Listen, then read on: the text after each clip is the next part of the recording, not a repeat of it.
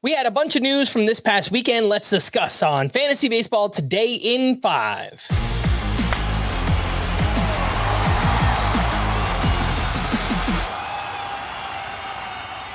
Welcome into FBT in 5 on Tuesday, October 8th. I am Frank Stampfl, joined by Scott White. News and notes. The biggest and most unfortunate news from the weekend: Joe Musgrove will undergo Tommy John surgery and miss all of 2025.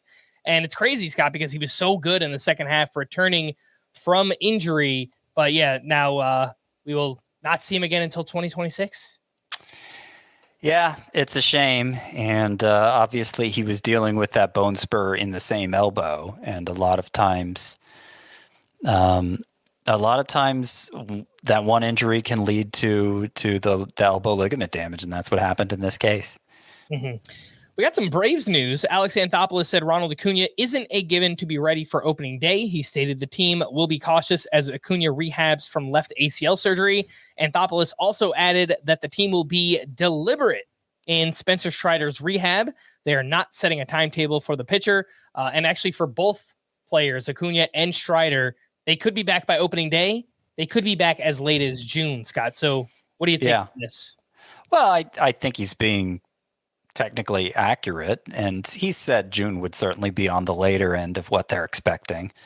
I think it's just his way of saying it's too early to say when exactly we're going to see either of these players. If we look at past precedent and timelines that were offered at the start, I think Spencer Strider, you're talking about the start of the season, if not soon afterward, and that's what Braves beat writer David O'Brien has maintained even following these comments from Anthopoulos.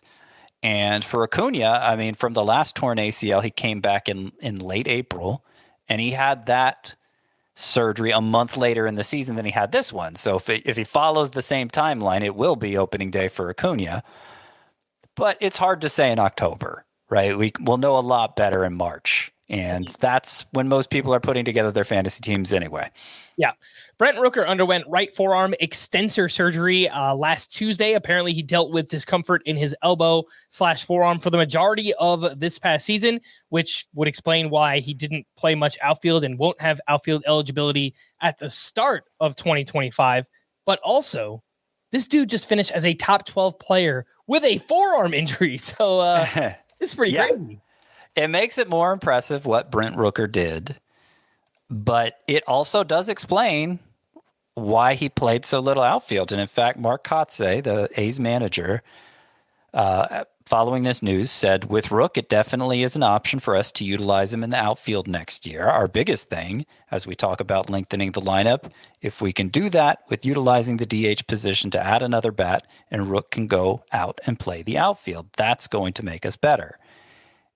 So, I mean, yeah, Rook, I'm talking like Mark Kotsay.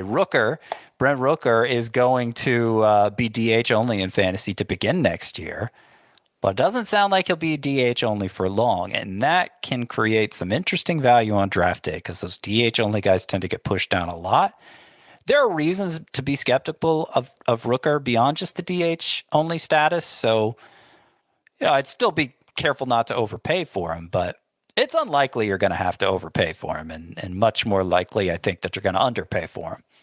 Orioles GM Mike Elias said Felix Bautista and Grayson Rodriguez are both expected to be ready for spring training without any restrictions. Bautista is returning from Tommy John surgery he had in September of 2023, and Rodriguez suffered a right lat strain in early August and missed the rest of the season.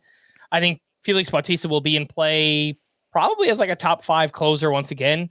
For fantasy, just assuming he's healthy, I think we should expect him to return to form. And this last news item here, Scott, Andrew Painter, some positive news.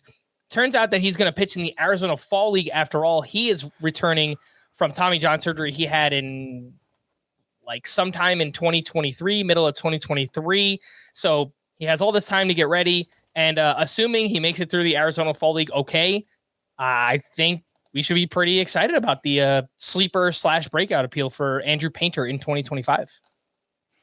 Yeah, if you think back to that 2023 spring before he developed the elbow injury that then, after several months of rehab, ultimately led to Tommy John surgery. It's kind of slow to play out. But if you think back to that spring training, Andrew Painter was considered the favorite to win the 5th starter job as a 19-year-old. Yeah. You look at his his numbers when he last pitched in the minors, made it to Double-A between 3 stops in all, 156 ERA, 0.89 WHIP, 13.5 K per 9.